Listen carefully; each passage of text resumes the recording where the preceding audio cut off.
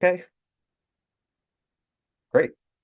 All right. So as I mentioned, I'm one of the two program officers with Serve Kentucky, which is the state AmeriCorps commission. We oversee all the different AmeriCorps programming that happens within the state of Kentucky. So this is a map that kind of shows you the concentration of AmeriCorps programs. I know that you all are kind of spread throughout the Commonwealth, but as you can tell, we have a lot of different places throughout Kentucky that have different types of AmeriCorps members serving. So um, just as a point, I always encourage people to reach out to folks from other corps. It's really great for you all to make connections with people who are sometimes serving in your same county, maybe one town over, or sometimes even in the same town as you. And you don't necessarily know it because you're at different sites and you wouldn't necessarily see each other unless you're, at an event where there's some overlap. So if you all are interested, you can check out our website, which is just serve.ky.gov. We've got a map on there that shows you all the different places in the state where AmeriCorps members are serving. And yeah, we really appreciate you all taking time out of your life to give back to your communities. So for today's presentation, we're going to talk about unconscious bias. We're going to talk about the unconscious mind, recognizing all the different parts and pieces that make up our brains and how bias is sort of a natural and necessary function of how our brains operate. We're going to talk about what does bias look like in the workforce or at your service site. And then we're going to talk about living with bias. So not how do we get rid of it, but how do we accommodate for it? And this topic is important to both Serve Kentucky and to AmeriCorps for a few different reasons. It's important to Serve Kentucky because we provide oversight for all the different programs that happen in the state. So we want to make sure that programs are consistent, that people are being treated fairly, that there's the support necessary for you all to be successful. Two, we want to encourage volunteerism and service, and that requires bringing people from all different backgrounds, all different age levels, abilities, cultural experiences to the table so that way they can come together, they can serve harmoniously, and we can get work done in the Commonwealth. And then lastly, I think there's a personal benefit from this because I think it's important for us to all have that ability to shine a flashlight on ourselves, to think about what are we bringing to our interactions with other people, what assumptions, what biases, what lived experiences we have, and how does that affect our interactions with other people. So there's ways that we can be more harmonious, so we can serve together better, and there's ways that we can really have a lot of friction and butt heads a lot. And so hopefully this training will be something that can give people a little bit more insight into how and why they may interact with people a certain way. So the learning objectives for today are to learn to identify bias, understand that bias is natural and normal, think about how we can ID bias in our interactions and relationships, and then utilize some practices and some techniques to lessen the impact of our biases. The best way to participate in today's session is to take responsibility, pay attention to your thoughts, to participate fully. Like I said, I would love it, love it, love it, love it if you all can unmute your microphones at some point and just let me know what you're thinking. I always love hearing anecdotes about what your service year has been like so far. And I think that that's going to be really helpful for all of us as we're thinking about, what does bias look like in Fayette County versus in southeastern Kentucky versus in western Kentucky or northern Kentucky, right? So there's the cultural components to it, there's geographical components to it, there's personal components to it. And I think that those kind of anecdotes are really helpful because they kind of help illustrate what it can look like in practice. But at the end of the day, I like to use this thing we call the Las Vegas rule. Like, if you've ever seen The Hangover, what happens in Las Vegas stays in Las Vegas. Same thing with this course. If you are going to share something personal, we ask that everybody else be respectful about that. We're not trying to tattletale or share things that people are keeping in confidence in the session. So use your best judgment, but also be respectful of other people when they're sharing and contributing. So first things first, we're going to start off with a video. This first module is about conditions and definitions. So it's how do we operationalize unconscious bias? But this video is based on a well-known social experiment that happened in Europe about 15 years ago. So I want you all to follow along with the video, and then afterwards we can kind of debrief on what you see.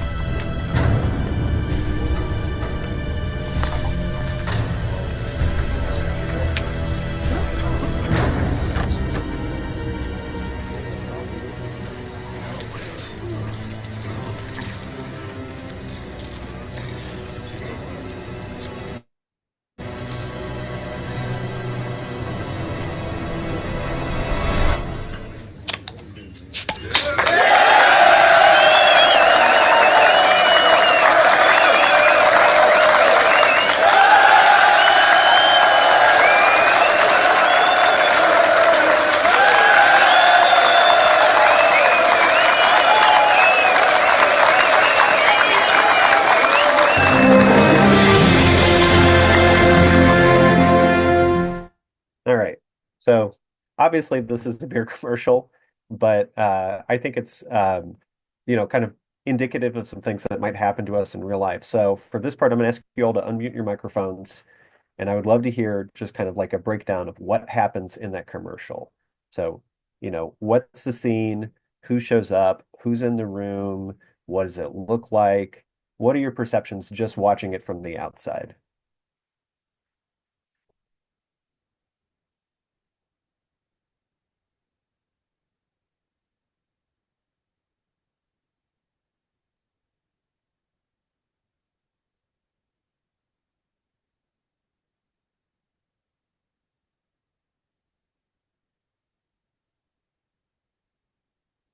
I'd just say that a lot of people looked intimidated.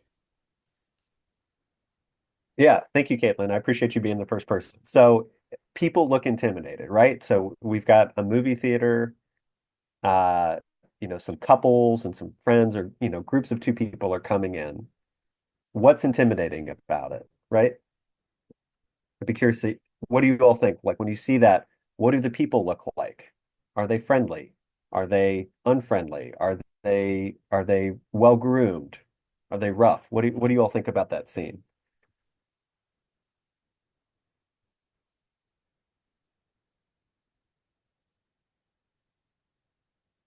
They look rough.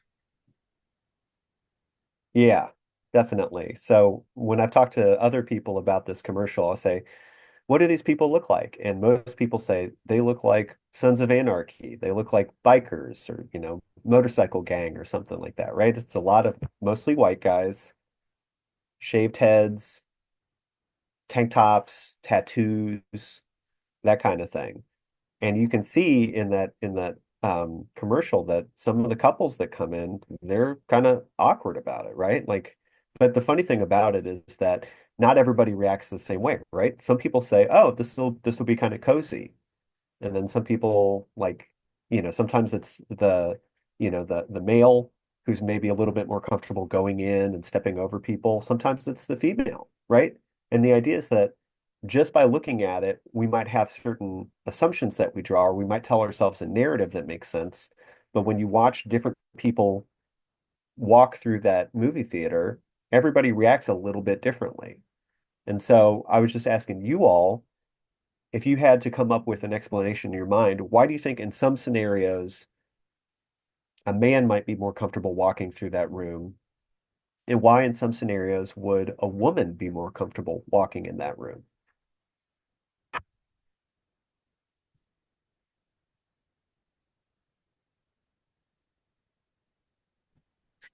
I think a man Maybe would be easier to walk in that room because they won't get as intimidated as easily as some women would.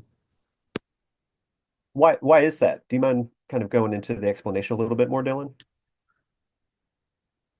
Uh, just because I think sometimes there's people get even some men are too, you know, a woman might not be as intimidated because some people just see people with tattoos or, you know, people that might look like a biker, like you guys said, they look rough, maybe like a biker or something. And they just kind of like stereotype it and they get a little nervous or whatever because the stuff you see on TV or, you know, maybe like something you see in Sons of Anarchy and stuff. Yeah, yeah, thank you for sharing that. Anybody else? I was gonna say because maybe they were raised around bikers before, or they just feel comfortable around that type of community. Yeah, thank you. I think that's a great suggestion. So, depending on the person's experience, if you're a guy who rides motorcycles, you may say, "Oh, yeah, I see people like this as part of my motorcycle club," right? Conversely, I've had women who say, "My uncle was really big into bikes. I grew up doing, mechanic work and riding around as part of a club. These are my people. I feel really comfortable in this kind of scenario." Obviously this is a commercial, so it's kind of fictionalized, but the irony of this situation is that most of the men in the audience are actors, and a lot of the people there had to shave their heads or put on fake tattoos as part of the role, right? So even changing our appearance really changes how we perceive those people. And so the folks who are trying to walk into the auditorium, as well as the people who are already sitting in there, may be different from how they really are in day-to-day life for the purposes of this narrative, right? So when I ask you all a question, what do you think about bias or unconscious bias?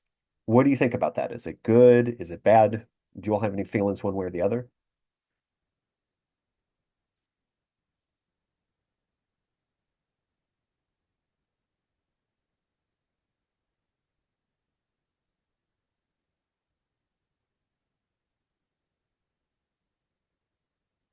I feel like it just happens. Okay. Yeah. So bias maybe not, there's not a judgment associated, but maybe bias is something that we just experience and maybe something that we play out in the course of our lives. Yeah, I think that's totally fair. For the purposes of this session, we're going to define bias in a way that's like kind of clinical rather than dictionary based, which is bias is a tendency or an inclination that results in a judgment without question. So when we talk about bias, we're usually talking about something that happens within our brains automatically. It's not something that we're always conscious of. And the reason we do that is because it's a shortcut, right? It's something that we don't have to consistently think about and ruminate over and over again. So that way we can come up with some sort of judgment and then move on with our day-to-day lives. So then when we think about unconscious bias, which is the topic of this presentation, we're thinking about mental associations that we all make that happen without awareness, without intention, and without control. So these are things that we just kind of like automatically go to a particular spot. We're not necessarily thinking or planning it, but it's something that has to do with our lived experience. It has to do with the things that we were taught. It has to do with the things that you know, felt in our lives. So it could be feelings. It could be things that your family told you. It could be stuff that you picked up when you were a kid, hanging out with other people. It could be things that you watched on television. It's just assumptions that we make that just occur automatically. And the interesting thing about unconscious bias is that these often conflict with our conscious attitudes, behaviors, and intentions. So when we talk about bias, we're not saying that it is good or bad, right? You can be biased towards something just like you can be biased against something. And a lot of times bias is neutral too. It's not something that really has like a moral value or judgment associated with it. It's just an inclination. It's just something where we feel disposed a particular way about a particular circumstance or situation. But it is fundamental to how we look at the world. Bias can be a belief or an attitude or an association. Sometimes we use the analogy that bias is like a blind spot in our vision because you may think that you're seeing everything that's in front of you, but because of your bias, you're actually blocking out something. And when we think about confronting bias, I don't necessarily like the word confrontation, but when we think about addressing bias, it requires a shift in how we think about places, people, situations. And generally speaking, those places, people, and situations tend to be things that are different than what we're comfortable or familiar with. So bias is about you and your thoughts. When we extrapolate that to larger situations, we talk about social bias, right? Groups of people who have things in common might all have certain shared biases. Likewise, groups that are really heterogeneous, lots of different people from lots of different situations, they may be coming together with different biases, but just the fact that they live together in a certain spot, in a certain period of time in history, maybe they're people of a certain economic background, they might develop shared biases that are different than the ones that they originally brought to the situation. So bias can be both a personal experience and it can be a cultural experience as well. So we've got another video for this one. It's basically going to talk about the connection between how our brains function, bias, brain teasers, and things like that.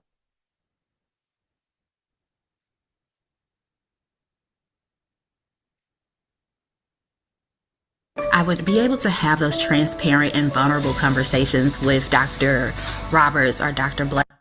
You may not realize it, but your brain actually processes information in two very distinct ways. Like when you look at this photo, you instantly know she has blonde hair, is visibly angry, and likely has some choice words to yell. Without any effort, you experienced fast thinking. But if you look at the following problem, something different happens. Sure, you immediately know it's a multiplication problem, and you knew you could solve it if you had the energy, but didn't. If you do try, your muscles will tense, your pupils will dilate, and your heart rate will increase. Now, you've experienced slow thinking. These two systems of fast and slow thinking dictate much of our perception and reaction in life. Take these lines for example. It's clear that they're different lengths, but if you measure them, they're actually the exact same length. Even now that you know, System 1 or your fast thinking can't stop seeing the illusion because it acts automatically. A similar effect is seen here. Which figure is the largest? Again, they're all the same size, but the suggestion of perspective and depth causes your System 1 to interpret the picture as three-dimensional, even though it's on a flat two-dimensional surface. It's making quick work of the available information, and so your conscious System 2, or slow thinking, must compensate after the fact and choose not to believe your intuition or instinct. Want to see your System 2 in action? I'll show you a string of 4 digits, you read them aloud, then add 1 to each of the original digits. If the card reads 3795, the correct response would be 4806. We'll then go to the next card and you'll do the same, followed by the next card. Ready? Go.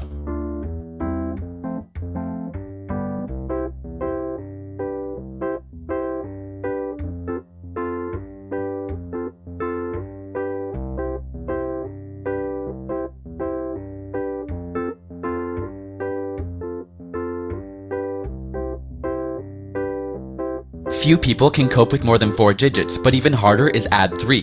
The interesting bit is that though your pupils would have dilated, you often become effectively blind when you fully engage System 2. Did you notice the color of the text change? Or how about the fact that the numbers completely changed when I put them off to the side? Listen to the following puzzle. A bat and a ball cost $1.10. The bat costs $1 more than the ball. How much does the ball cost? Chances are your System 1 intuition was yelling 10 cents, but this appealing System 1 answer we know is wrong. In fact, the correct answer is 5 cents. Even if you worked out the correct answer, you likely thought of 10 cents along the way. System 1 is trying to work out an answer as quickly and seamlessly as possible, which is extremely beneficial in everyday life. If every activity required full mental effort, it would be exhausting. But knowing this allows us to understand that not all of our first impressions are correct. How many animals of each kind did Moses take into the ark? So few people detect what is wrong with this question that it's been dubbed the Moses illusion. In fact, Moses took no animals, Noah did. Again, our brain invests as little resources as necessary so that things run quickly and smoothly. Because Moses is not abnormal in the biblical context, System 1 unconsciously detects an association between Moses and ark and quickly accepts the question. In a similar way, System 1 generates context without you knowing. Reading each of the following may seem fairly simple. A, B, C, Anne approached the bank, and 12, 13, 14. But your brain actually interpreted these ambiguous statements without you ever knowing. You could have read it as A, 13, C, or 12, B14, but your brain created the context unconsciously. Also, you likely imagined a woman with money on her mind walking towards a building with tellers, but if the sentence before this was, they were floating gently down the river, the entire scene would have changed because bank is no longer associated with money. Without an explicit context, System 1 quickly generates one based on previous experience. In this case, you've likely visited more banks than rivers, and so the context is resolved accordingly. This ties into a concept called priming. For example, if I said wash, how would you complete this word fragment?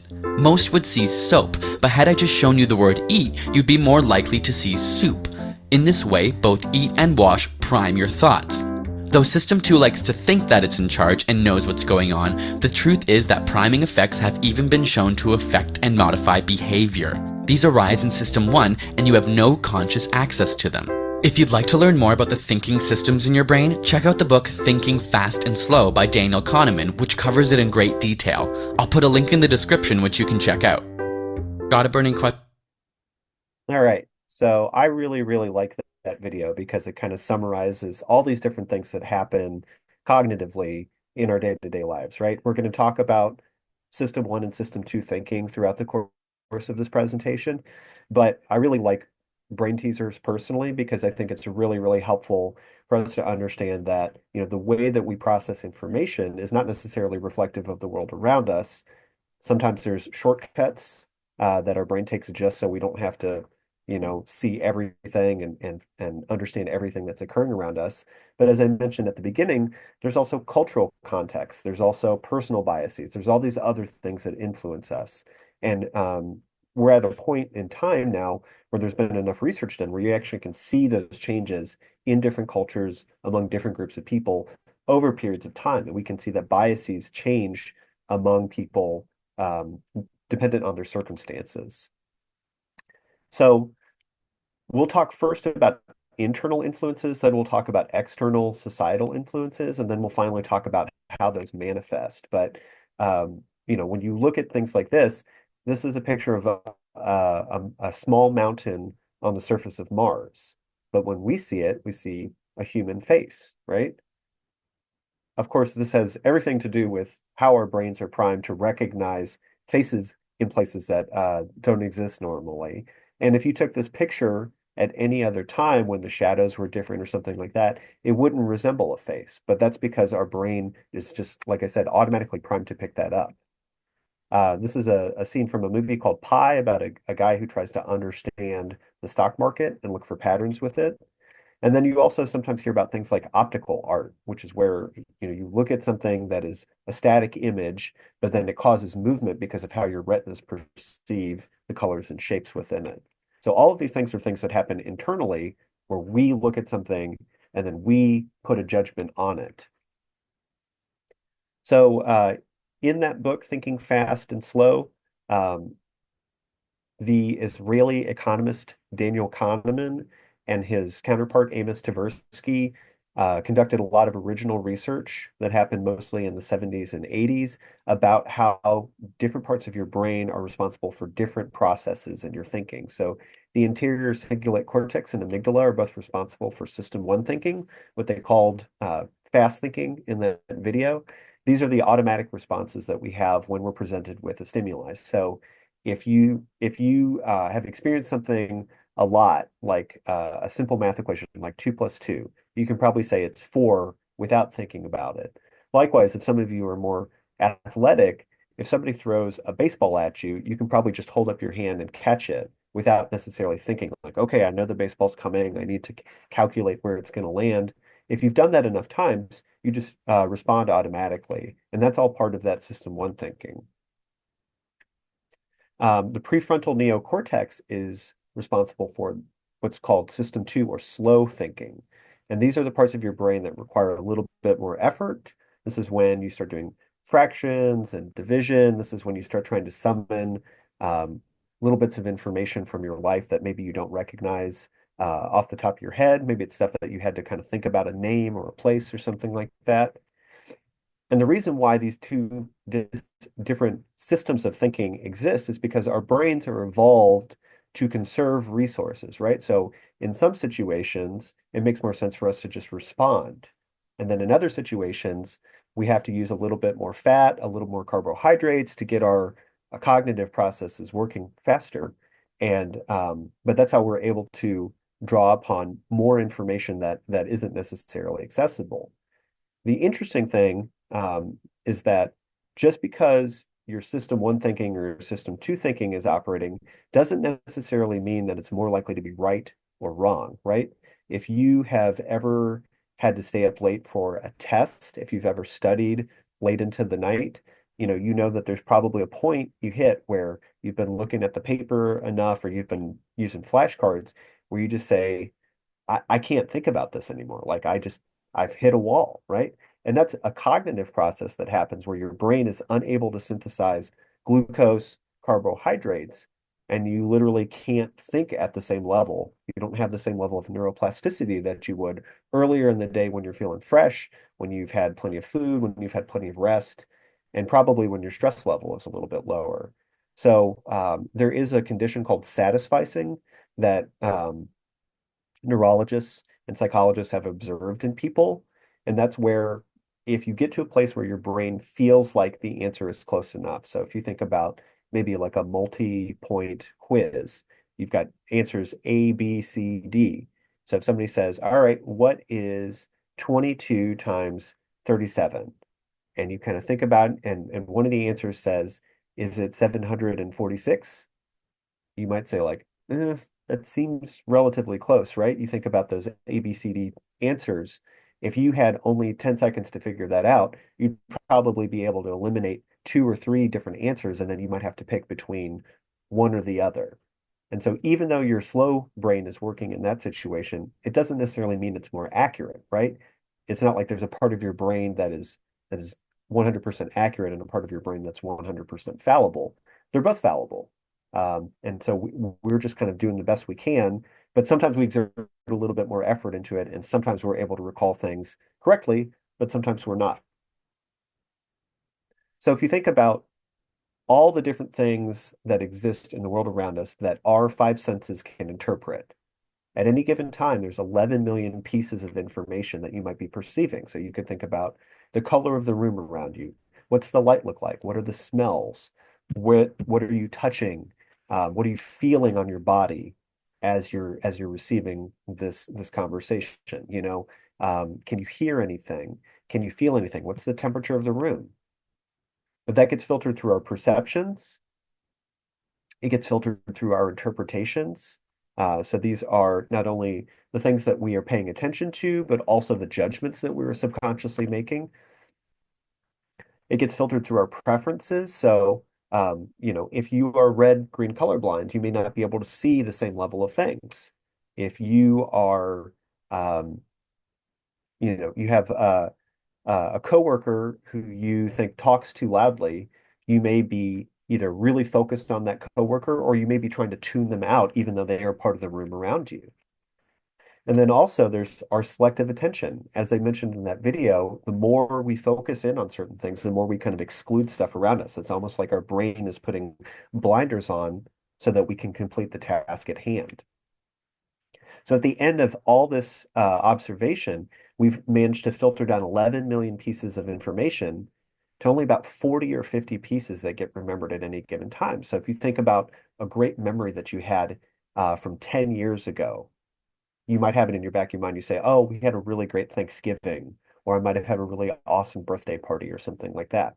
But the chances are you don't remember literally everything that was going on in the room around you. You may not even remember all the people who were there, or what the temperature was, or what you were wearing, or what kind of shoes you had on, or something like that. Because our brains are always selectively filtering and processing information differently. And then, as we all know, memory is also infallible as well. I mean, is fallible as well. Sorry. So sometimes you hear that expression, seeing is believing. Well, it's also true that if seeing is believing, that means you see something, you perceive it, you think it's real. Remembering can also be deceitful. Our memories aren't as robust as we like to think they are. And there's a reason why in a court of law, most people don't use eyewitness testimony as being the gold standard for evidence anymore, because it's very, very easy for people to take information that's in front of them and to juxtapose that back onto previous memories to try to make sense of it. So this graph right here on the left-hand side shows you of all the electromagnetic energy that exists in the universe that's able to be measured, and all the sounds that exist in the universe that are able to be measured, there's a very, very, very thin bandwidth that humans are able to perceive and remember. Some of you might know that different animals can see light differently. So there's insects that can see ultraviolet light that humans can't really perceive. There's animals that are able to perceive heat differently than we are. There's things in the universe that make sounds that people can't even experience. Likewise, if you're a person who wears glasses, you know what it is to have something that focuses your vision and basically recalibrates the light that your retinas receive onto the fovea in the back of your eye, so you can see something as being clear and in focus versus all the things that are out of it. So again, all the things that our brain and physical bodies are doing to process information necessarily leads us to closing in some information as being more relevant than other things. So with that said, we're going to watch another video. This is going to be kind of like a brain teaser video where we're going to watch a scene unfold, and then I want you to try to remember as many things about the scene as you possibly can.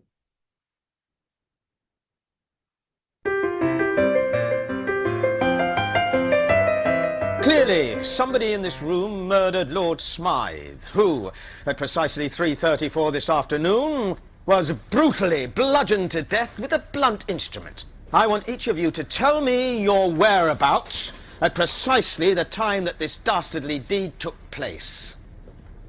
I was polishing the brass in the master bedroom. I was buttering his lordship's scones below stairs, sir. Why, I was planting my petunias in the potting shed. Constable, arrest Lady Smythe. But how did you know? Madam, as any horticulturist will tell you, one does not plant petunias until May is out. Take her away. That's right, madam. It's just a matter of observation.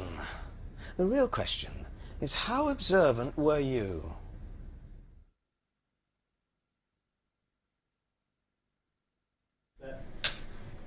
Action.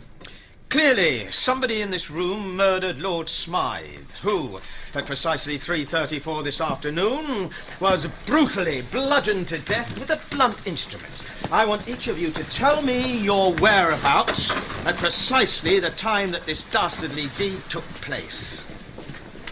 I was polishing the brass in the master bedroom. I was buttering his lordship's scones below stairs, sir. Why, I was planting my petunias in the potting shed. Constable, arrest Lady Smythe.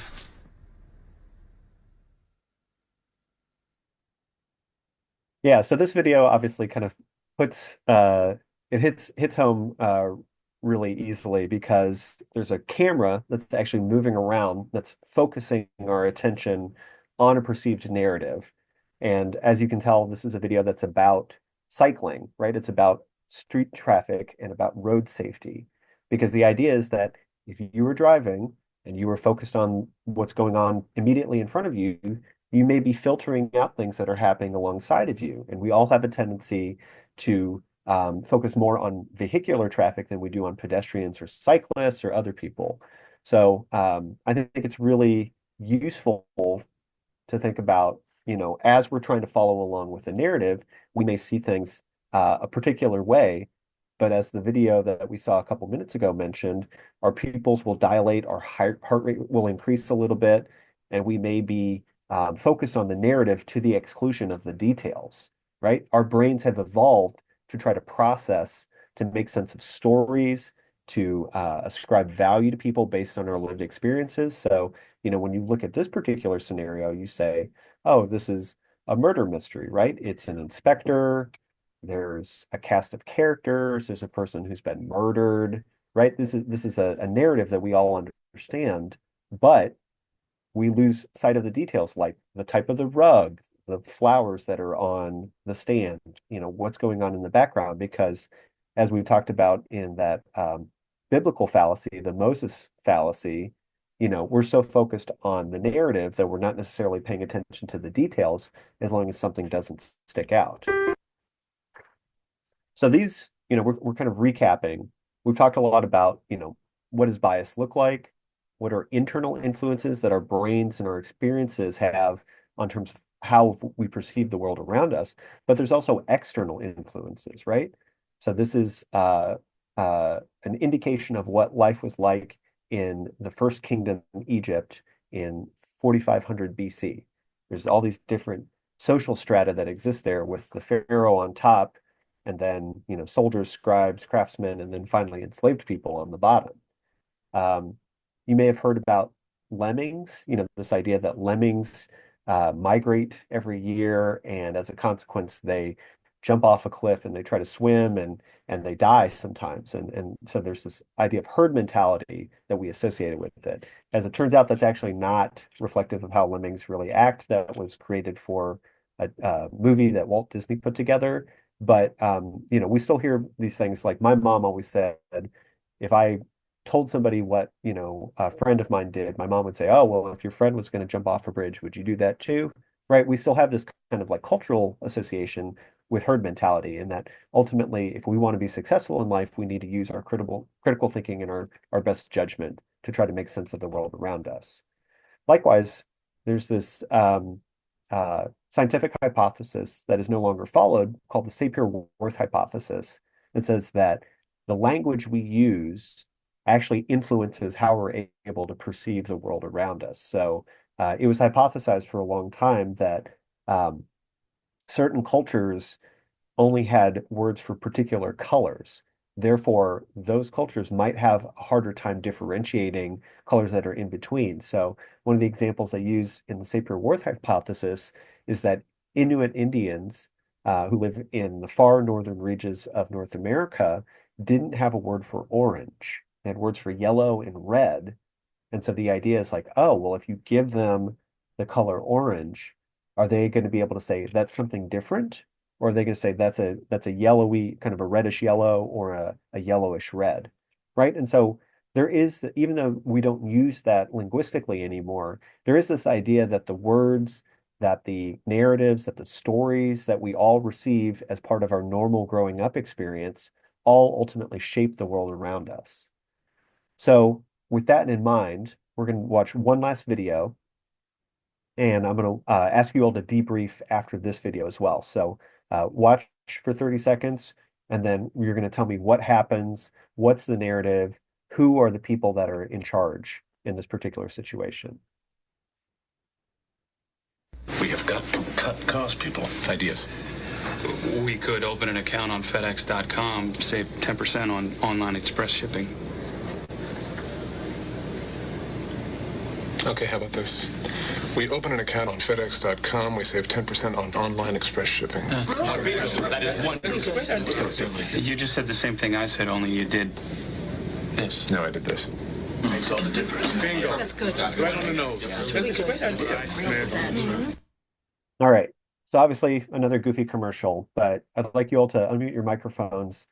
Tell me what is going on in this situation. Like, what's the narrative? Who are the people being involved in it? What happens in the course of this 25-second commercial? Anybody?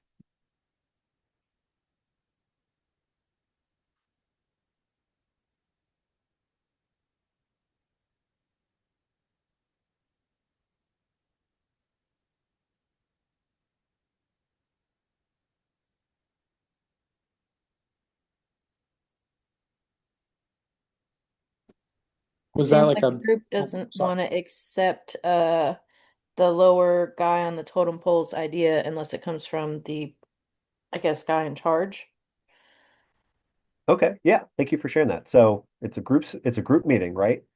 And people are sharing ideas, and the guy who's lower on the totem pole, as you said, the person who maybe is like newer or younger or less experienced, um, suggests something, and the group kind of sits there. And then what happens after that? The guy in charge says the same exact thing, and then everyone's all about what he just said. Yeah, Yeah, so then, then the guy in charge repeats the exact same idea almost verbatim, and everybody else says, "Oh, that's a great idea. We love it," right? How do we know that one person is the new guy or the lower level employee and another person is the boss or the guy in charge? How do we read that in the context? Because we don't have any names, right? We're just kind of thrust into the middle of this narrative. How do we perceive that one person is lower, one person is higher in status? One of the things I think is the way he was dressed compared to the others that was in the commercial, and Yeah. the way he presented himself. What You could could, you expound on that second point? What do you mean how he presented himself? it's like he either has been in the situation before and been overlooked because of his ideas, or he is new to the group meeting itself and he didn't know how to proceed with bringing up the idea to where it wasn't going to be stolen by the main guy that took his idea. Because with a lot of companies, and it may just be biased, but with a lot of companies with new hires coming in, they want you to be seen and not heard until you get to Yeah. know the ropes of the things. Yeah, that's a great point. So, so we could really easily tell a story watching this video of someone who's like a junior employee or a new employee. Maybe they don't fit into the group.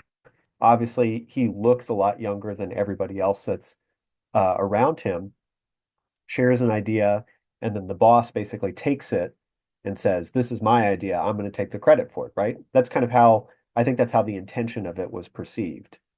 Um, what if the young guy is actually the person in charge? Doesn't that change the interpretation a little bit? The reason why I ask that is because, there's all these cues that are existing in the room that we interpret the meaning in particular ways. So where does the older guy who we perceive as the boss, where does he sit? He sits at the head of the table. That's right. Yeah. So he sits at the head of the table. How is he dressed?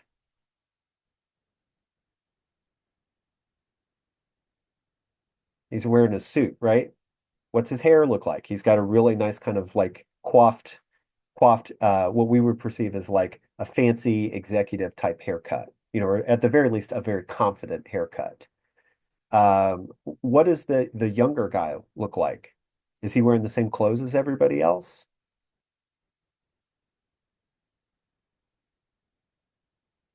He's wearing a colored shirt. He I forget if he has a tie or not. I've watched this like 5 or 6 times. He does have a tie, right? But his hair's shaggier. And what's his body language like? Does he seem confident, decisive? No, he seems kind of insecure. He's the one who's saying, "Oh, well, maybe we could try this out."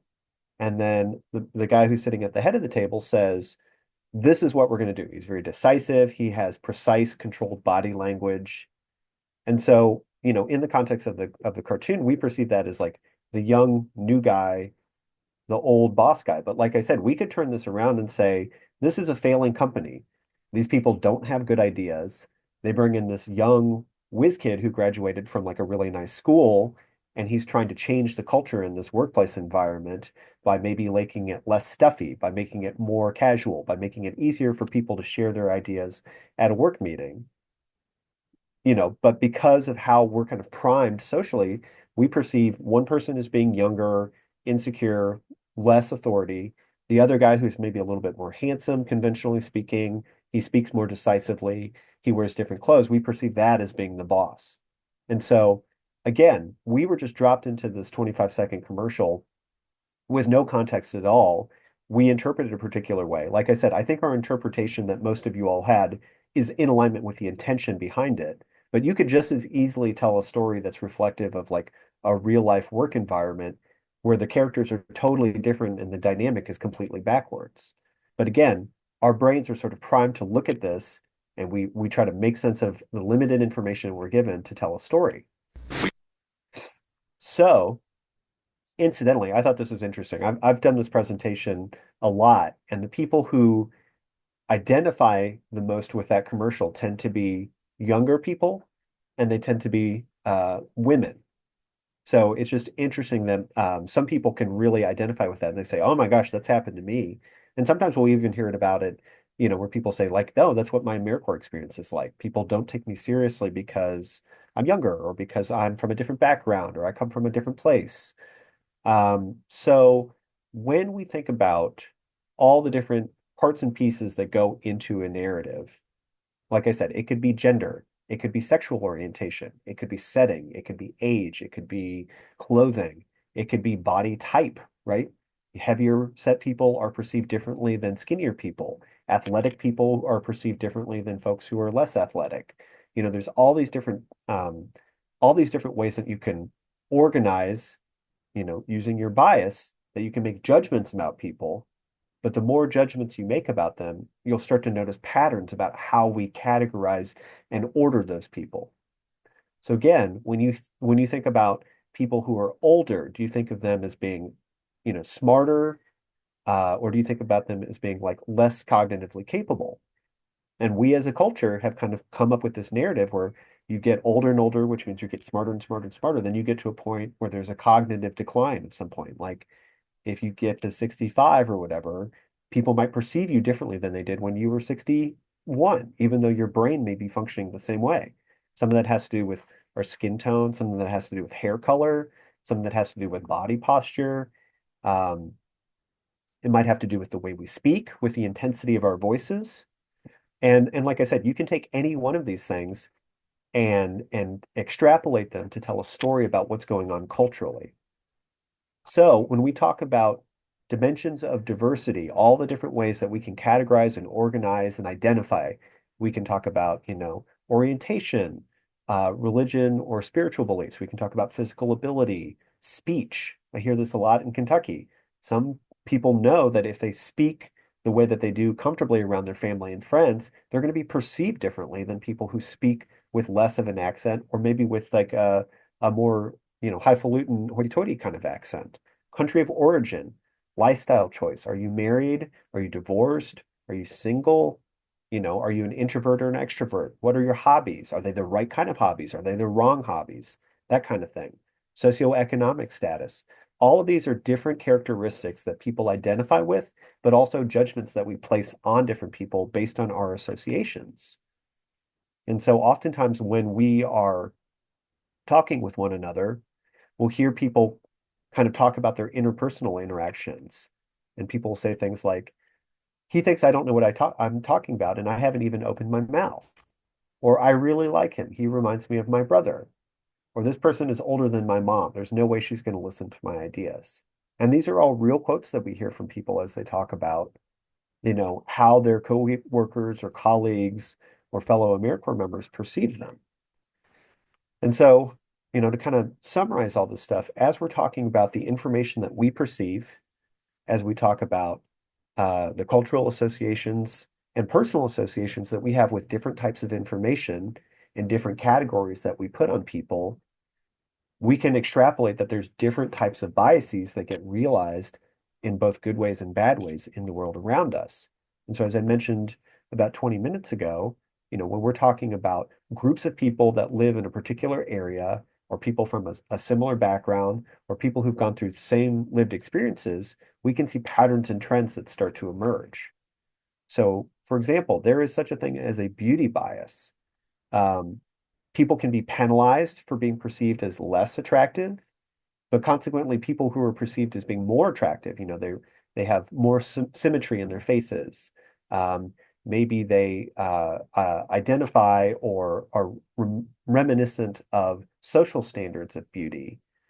Maybe they look like somebody famous. Those people can actually earn more money commensurately than other people who are doing the same type of work. And over the course of a lifetime career, a man who is perceived as being conventionally attractive will earn over 250,000 more dollars than somebody who does the exact same job, has the exact same responsibilities, but is perceived as less attractive. There is a gender bias. So there was a controlled study that was done.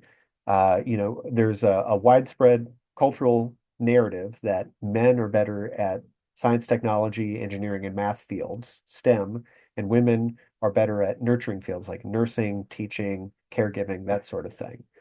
So researchers from a university sent 127 identical job applications to different labs at college campuses. These are biology labs, and the only thing that they would change is the first name on the lab application. So half of them were from John Smith, the other half were from Jennifer Smith. And they noticed that all the John Smith applications were much more likely to be hired, to go through the hiring process, and to ultimately get job offers than the Jennifer Smiths, even at labs that were run by women in science, technology, education, and math fields. So that goes to show that just because somebody is in a field, maybe they're a minority, or maybe there's somebody who doesn't necessarily fit into kind of the normal role that's expected, even those people can experience the same type of cultural bias and pressure that encourages them to select other applicants over another equally more qualified person. You've heard about the salary differential that exists between men and women, between people of different sexual orientations, backgrounds, gender identities, that sort of thing. And the tendency tends to be that straight, cis males are more likely to get a higher salary offer than people with different backgrounds or identities from that. And so obviously we're trying to minimize that because in our society, in our culture, we want people to be paid for the quality of the work they do rather than the identity that they hold. But this is a long-standing bias that our society has that we have yet to fully reconcile with. There's also a height bias. In America, only 14.5% of men are over 6 feet tall.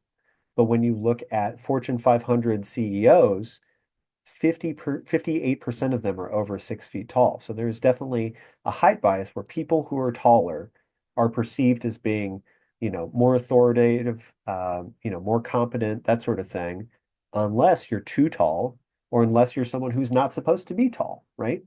So, there's a lot of different judgments that we have where you're supposed to fit within a certain realm in order to kind of meet the standard expectation or the positive bias that our culture has towards people.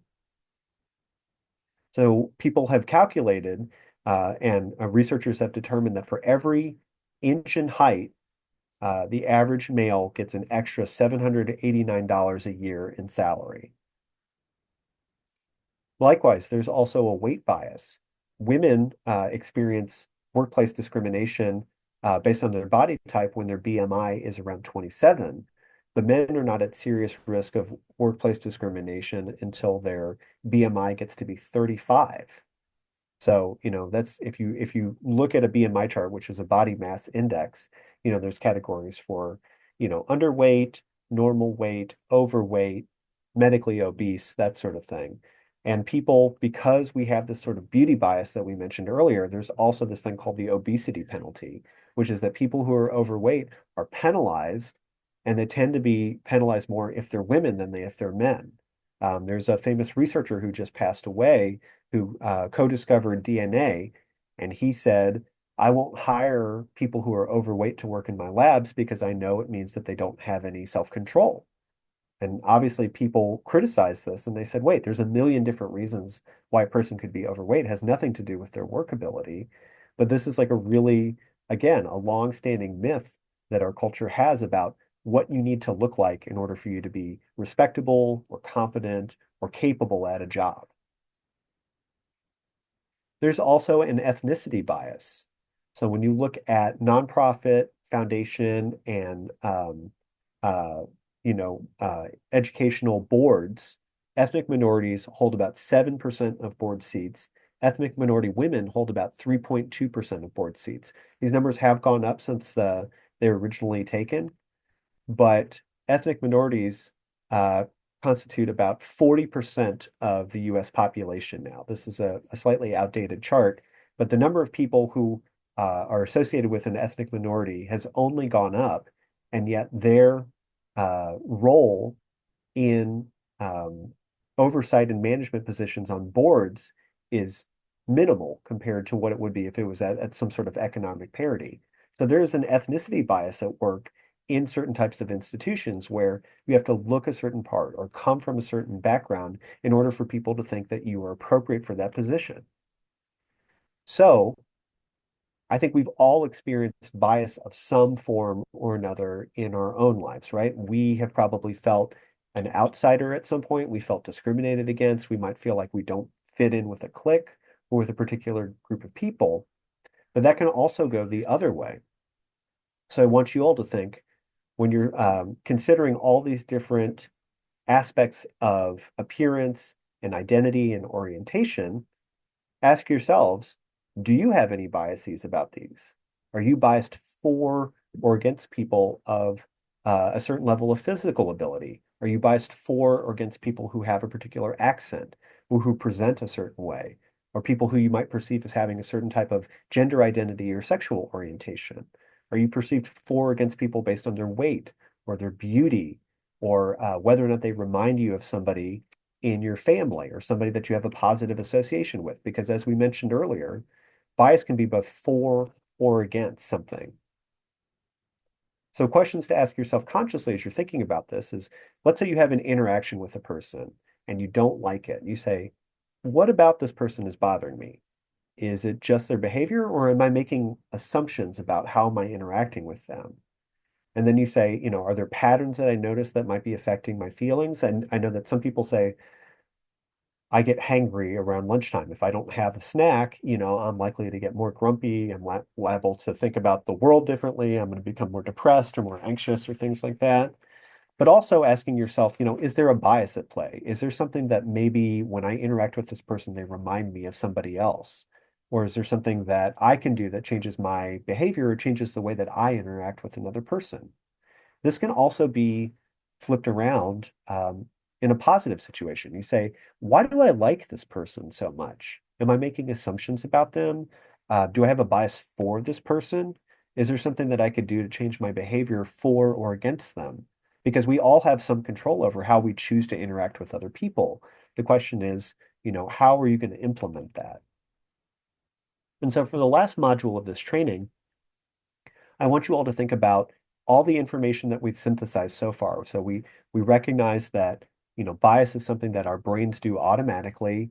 It can be something that leads to shortcuts in terms of our math and cognitive skills, but it can also be things that are shortcuts in terms of how we perceive people based on their looks, their appearances, their accent, their gender identity, their religious background, their accent. Anything that we are able to perceive and isolate ultimately influences how we categorize and orient them in our mental map. So if you think about, how are we going to implement this in terms of our AmeriCorps service, in terms of our work life, in terms of our family dynamics, what do we do to kind of move past some of these things so that way we can be a little bit more objective and we can use our critical thinking a little bit more? Because at the end of the day, these bias dynamics impact the experience that you have as an AmeriCorps member. They impact how you and your team collaborate as you're trying to solve problems. And they might ultimately impact the relationship you have with other people in the community. So we all have a background that we come from, right? Like I'm from Central Kentucky and I went to UK and I am really into bicycles and I like music and, I was vegetarian for 25 years. There's all these different things that we do where we try to put our judgments and our values into practice along with, the culture that we grew up in. And as we mentioned, it's totally normal for those judgments to lead to some form of bias. But then that bias can then also subconsciously manifest as microaggressions.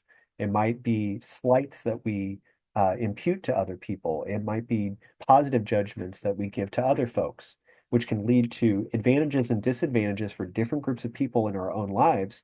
And as we extrapolate that to cover a whole society, that can lead to large scale inequities, exclusions, or also equities and inclusions. Some people can be more prioritized, they can receive more information, they can get better treatment.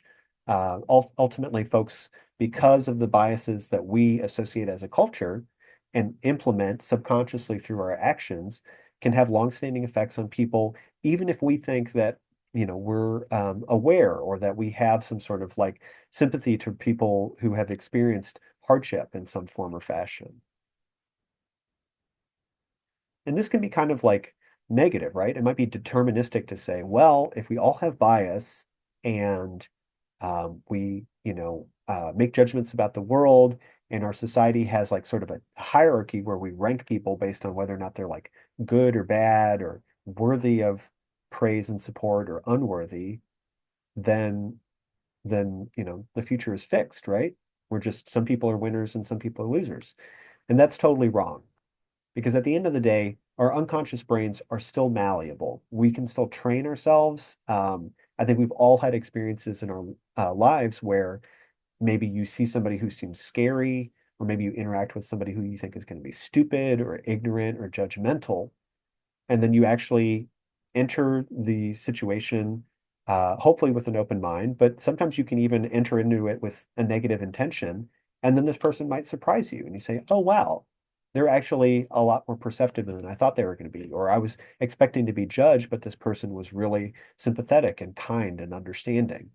And I think that that's one of the really great things about AmeriCorps, but also about the human experience, which is that people can always surprise you. There's always room to show that, when it comes to shared humanity, everybody is capable of greatness. We can all be kind to other people. We can all give back. We can all show up for people in ways that are unexpected.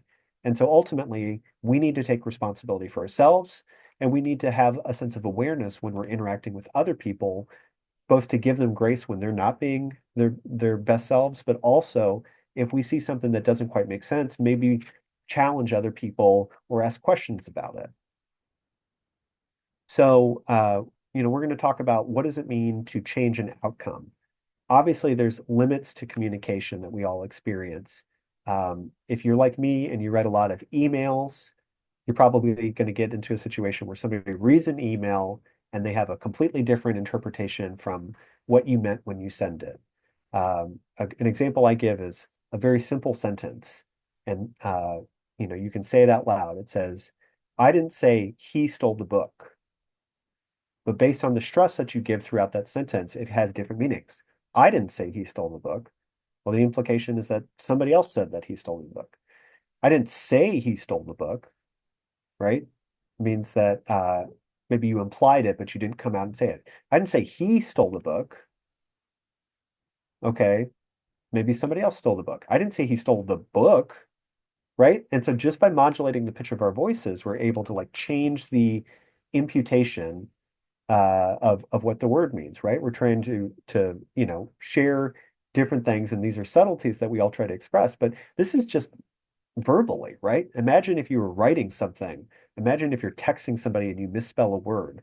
Imagine if there's like a blanket message that goes out to all AmeriCorps members and says, this is how it's going to be, right? We can always like try to understand the intention behind it, but there's limits to what we understand when we're trying to understand the intention behind a communication.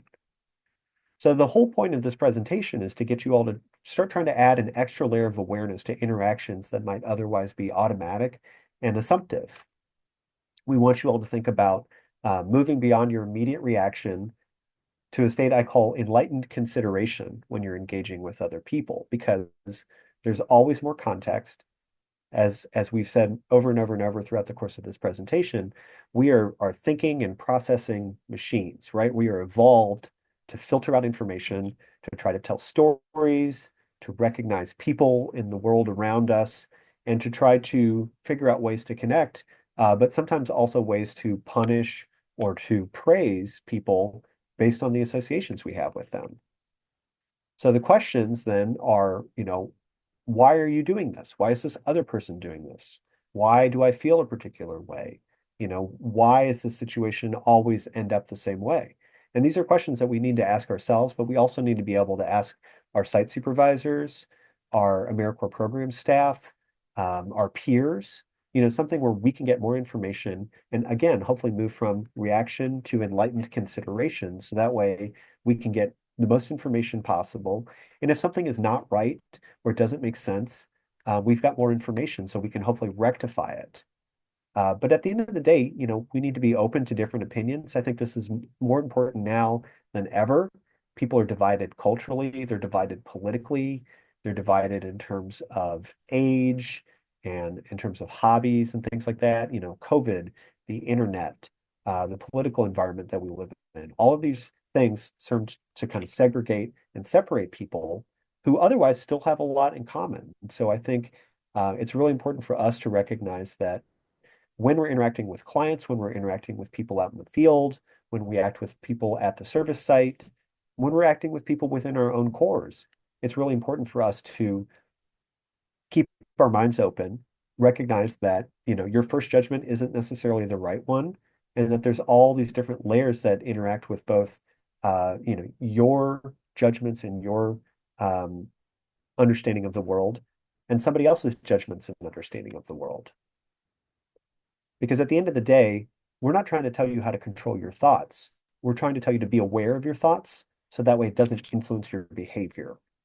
One thing that I say a lot is, intention is not the same as impact.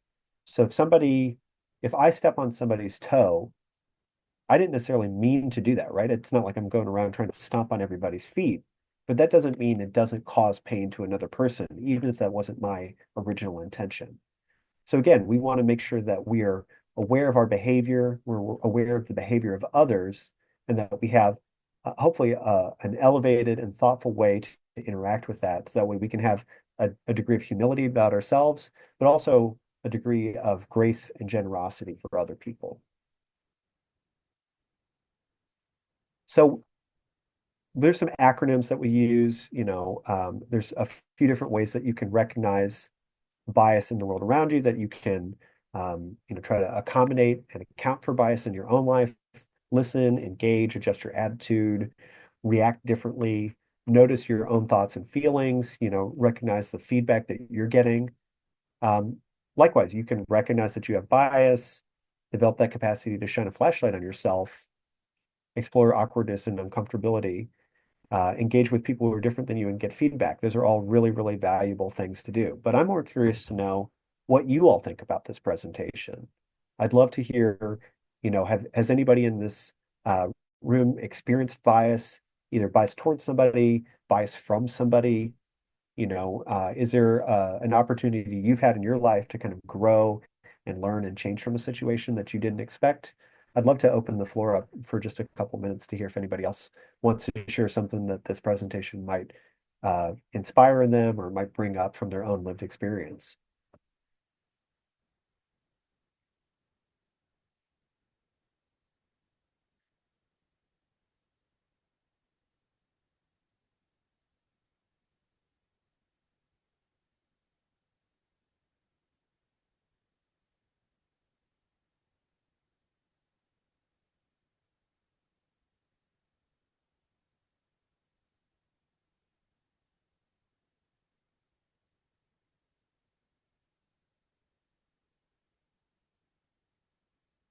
All right. I think maybe one way that I kind of challenge bias or at least like interact with it is like whenever I'm talking to people about working in like a syringe exchange program or working in harm reduction, oftentimes people don't always like understand the people that we're serving, and like it's oftentimes like a stigmatized group. So kind of challenging any bias that people have towards that and kind of teaching them that like this is a way for people to like get safe supplies and also like connect with resources. So kind of just like challenging other people's bias whenever they're kind of confused or like don't really understand the population that you're working with.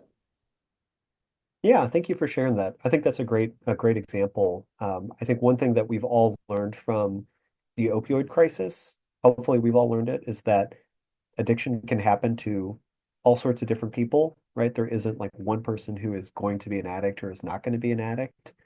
But also, we're at a point where drugs and pharmaceuticals are so powerful that all it can take is, one type of interaction, maybe combined with a person's genetic makeup and maybe combined with their own personal history that can take someone who's totally functional and able to live life in a full and healthy way and really completely rewire their brain. And that's not something that's good or bad. It's something that we're all capable of, right? Hopefully, as you live your lives, you'll go through, love and loss. You'll create things, you'll destroy things, you'll be part of a community, you'll be isolated. But hopefully we're like working towards something that's like representative of our values, right? But we're all capable of things that are really awful, that are imperfect, that are unpleasant. And so I think, again, in the context of this presentation, I think it's really important to recognize that, the judgments that we have about things are judgments, but that doesn't mean that they're necessarily real. They're things that we develop individually, socially, culturally, as a nation, whatever the case may be, because they're easy, right? It's an easy way to make sense of a complicated situation. And so I think that your point about Cole about trying to challenge people's beliefs about the populations you serve, I think is really valuable because it's very, very easy to tell a story, but as you may experience, it can be a little more challenging to try to counter that narrative with something that is equally factual. I'm going to pause recording for just a minute if anybody else wants to share but doesn't want to be recorded. Life to try to address it. How can your site or your program include people differently, either include people of different backgrounds, or can make an effort to reach out to different types of people? How can you and your team be encouraging and open-minded when you're faced with uncomfortable or unfamiliar interactions? It's much easier when you have a certain type of service that you're rendering, when you are interacting with a particular population. Like we had a situation where one of our AmeriCorps programs was based in Western Kentucky, which is very culturally homogenous. It's mostly white people. It's mostly people from an Anglo-Saxon Protestant background. And then they had a community where there's some folks who are migrants who were moved in because of an international conflict. And now all of a sudden they're interacting with people from West Africa. It's like they're Muslims from West Africa. They don't fully speak English. It's like a really, really different situation. So you kind of have to go off the script to try to connect with those people so you can provide a service for them. And more broadly, like I said, I hope you all can think about ways to listen, learn, be honest with one another, and also be authentic and engaging when you're asking yourself questions and when you're asking other people. So, that's all I've got for you all. Thank you all so much for your time listening to this. Thank you for your service. We really greatly appreciate it because, now more than ever, I think our society needs people who are willing to build bridges, to come together, and help other people, especially folks who are disenfranchised, who are poor, who don't necessarily have the resources to take care of themselves and their families on their own. So your service really does make a big impact, and we greatly appreciate it. I really appreciate your attention. Happy to sit around if anybody has any questions for me or if they have anything they want to share, either one-on-one or with the group.